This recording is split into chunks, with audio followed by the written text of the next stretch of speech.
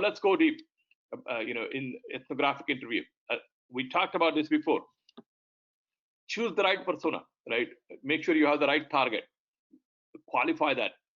For example, same thing in corporates. If we go to corporates, we say, okay, are you responsible for, the corporate innovation, department? Are you in that department, or are you running any innovation programs like hackathons, right, or a corporate accelerator? So we try to validate that, right? And there are several other questions, of course, we ask, not just one question. But make sure your persona is right.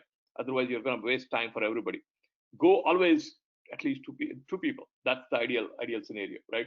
Because it is impossible for you to continue to engage genuinely and ask questions and have a meaningful conversation at the same time, take notes or look at different questions. It's very hard. And then if you are doing it with multiple customers, it's going to be very, very hard for you to remember, very, very hard for you to remember, right? So go in pairs so the other person takes the notes. Once in a while, it doesn't happen usually, but once in a while, you will have a prospect or customer where the primary interviewer does not have the chemistry. For some reason, they're off. You realize that. That's when the second person comes into handy and he or she takes over, starts doing the interview, and the first person will go and start taking notes. You have to do that seamlessly. Understand the user. Again, try to really empathize what the user goes through. Talk to extreme user. I'm going to show you a slide, and I'll come back to this slide. Okay, I'll show you a slide about extreme users. So this is a slide, right? So there are two different types of extreme users. These are these red boxes, right? The new users and the super users. So new users are the one who are coming if you have existing product or existing, category. The new users are coming in and they don't have expertise, and they're going to stumble, and they're going to give you all the problems they face and what they like, what they don't like, right? And you're going to get a lot of insight from them. And then the super users, they are pushing the envelope beyond anybody else can imagine. And that's why they have greater insight than most of these people don't have. And you're going to get great insight from them. So try to talk to extreme users. The 80% is silent majority because they have overcome the new user phenomena. They figured out how to work. Even if your process is inefficient here, they figured out how to use it and get their work done. So they're not going to necessarily be totally unhappy, right? They may not be super delighted, but they may be able to get by, right? And they're not super users, so they're not pushing the envelope, so they don't have insight. So talk to extreme users, okay? Talk to extreme users. Interview in natural habitat. I mean, in pandemic, it's hard, but you can still do it using, Zoom or GoToMeeting, right?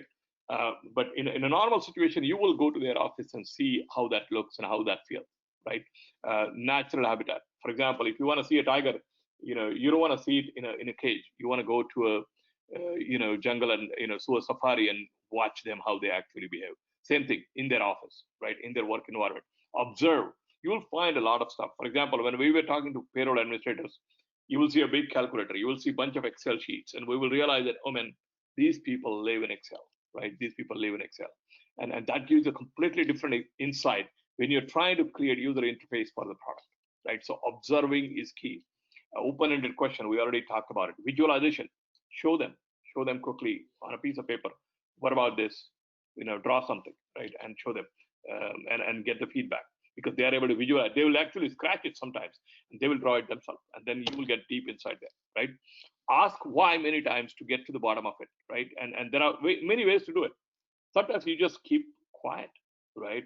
Once they, describe what they describe, right?